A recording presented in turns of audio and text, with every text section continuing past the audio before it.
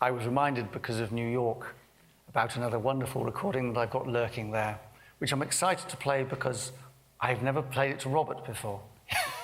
So these are the Frippertronics that you played in 1979 at... 1981, Washington Square Oh, it is, Church. so it is the same year? I believe also in July. Okay, so it's the a same week year. at Washington Square That's Church right. and then a week in the... So therefore it will be the same period when you were with roughly the same period. Does everyone here know what a Frippatronics is and how they work? There we go. Okay, so we'll spare that bit. So we have lots of recordings of Frippatronics because, fortunately, because they were generated on tape, the tapes exist. So Robert plays them by looping them to this side. So afterwards, you have the tape that he used to record it. So all the Frippatronics exist. However, at each of those performances, after he had played the Frippatronics, Robert would rewind the tape and then solo over the top. And those solos were never recorded other than on bootlegs in general, with one exception, which was a series of concerts at Washington Square Church, where I think the engineer had realized that because Frippatronics uses two tape machines, while Robert was actually soloing, one of them was free. So what he actually did was he put an empty reel onto the spare machine and recorded the solos. So uniquely in our archives, with great excitement, we had a series of boxes labeled Washington Square Church Solos. The only problem was that was all it said. There were about 4 or 5 boxes, Washington Square Church Solos. Over here we have Washington Square Church Frippatronics, and there was no indication of how they went together. To make it even more complicated, because Robert used the vary-speed knob on the tape machine, I think, to keep the tension correct, they weren't even in tune with each other. And so for a while we thought, well, we could make something up. I can obviously take an A minor solo and put it over an A minor loop and create something, but that wouldn't be as he played it. Until finally, I listened with my assistant Alex one day, and I think we were listening on headphones, by mistake actually, extraordinarily loud. And we realized that on the solos, in the silences between the notes, you could actually hear very, very quietly the Frippatronic itself. Did you have an amplifier, or would it have been bleeding through your... It was a Fender amplifier. So it would have been actually the Frippatronic being recorded back through the microphone that would have been on the amplifier. And you could very, very quietly, you could hear the Frippatronics. So there we are in an example of bridging the gap that I passed on. I said to Alex, there you are. Would you like to go and work out which loop fits with which solo? And he went back and he said, oh, look, yes, David, this solo goes bleep, bleep, bleep. And here I have found the loop that goes bleep, bleep, bleep. And he sent me back for the first time it ever existed, he sent me back effectively a multi-track of a live Frippatronics performance. He had matched up the solo exactly underneath. The tuning wasn't quite right still, so we had to sit and play with the tuning because it drifted. But there, for the very, very first time, we were able to listen back properly to a version of here is the Frippatronic with the solo. And the very first one, if we have it, is Washington 1.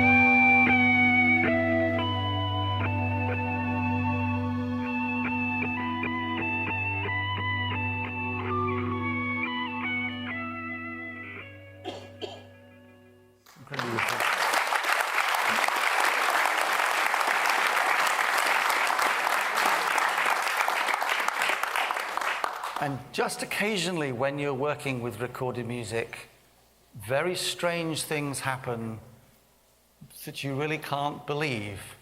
It's when you do realize that there is something other happening in the world. And the very final loop that I put together, putting this together, Robert had actually soloed over it twice.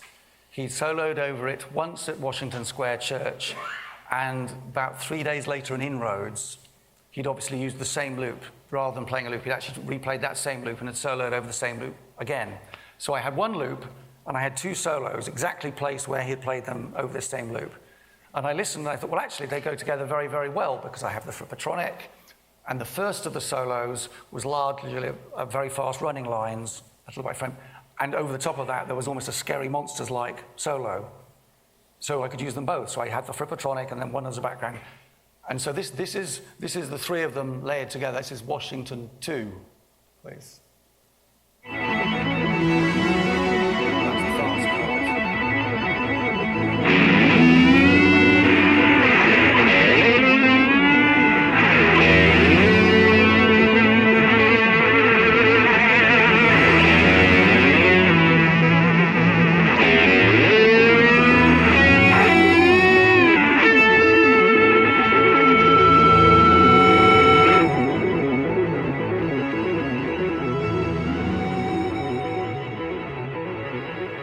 We get to the astonishing bit, because this went on, and about 2 minutes before the end of the loop, the large solo that I had out front stopped.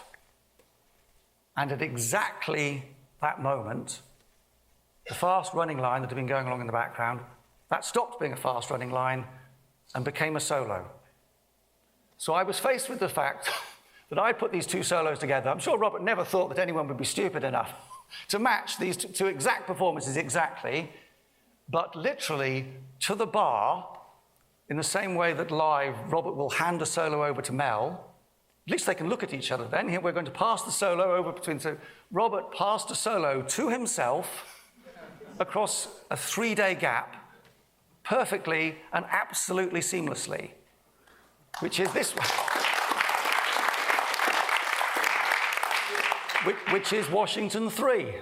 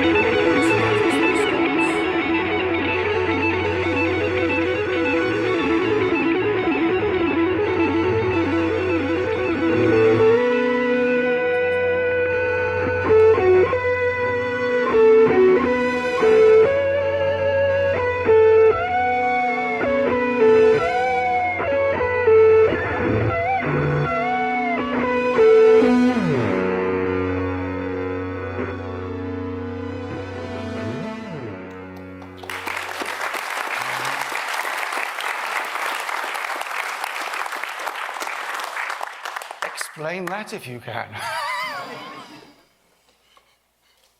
No, I can't.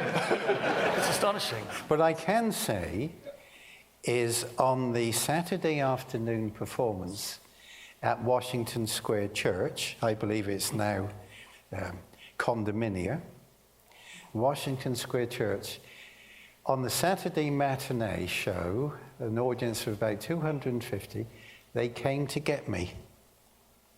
It's interesting. They came to get me. Now, a reasonable person might say, how can you possibly know that?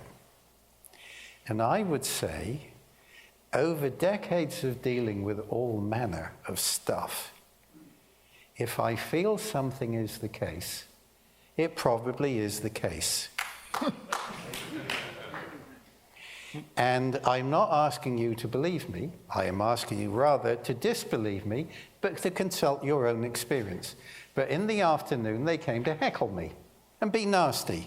And there was a Q&A. I opened myself up to questions, as we will shortly be doing here. And what I remember about Inroads, where I was doing a benefit in an 80-seat theatre in Soho-ish, way down the south of Manhattan. Chip Stern, superb music writer, brought along Max Roach. Whoa! Do you have any idea what it's like playing in front of Max Roach? Well, I didn't, because I didn't know he was in the house. I only learned that later. But Max came to see us again several times. And since you won't hear this story from anyone else, I best tell you now.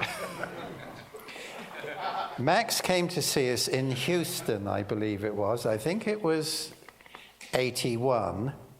And I met him and I said, I have this conversation with Richard Williams, superb English music writer, who told me off for criticizing the bird, Charlie Parker, because of his drug use. And my view was, with talent like that, how can you screw it up? And Richard Williams told me off. And he said, you are not in a position to judge. And I agree. However, I was younger then. So I said to Max Roach his question, dear Max, what was it like to work with Charlie Parker? So, and I expressed this, look, I have this conversation with Richard Williams, and Richard told me off for being critical of Charlie. What was it? And Max Roach said to me, well, Dizzy Gillespie, used to tell Parker off. Hey, man, what do you think you're doing, screwing yourself up? But Max said the younger guys, of who he was one, figured that Parker had done all that he needed to do and was ready to get off the planet. So, I simply present that story, paraphrasing, but closely, that was the gist of it, because you likely won't hear that again.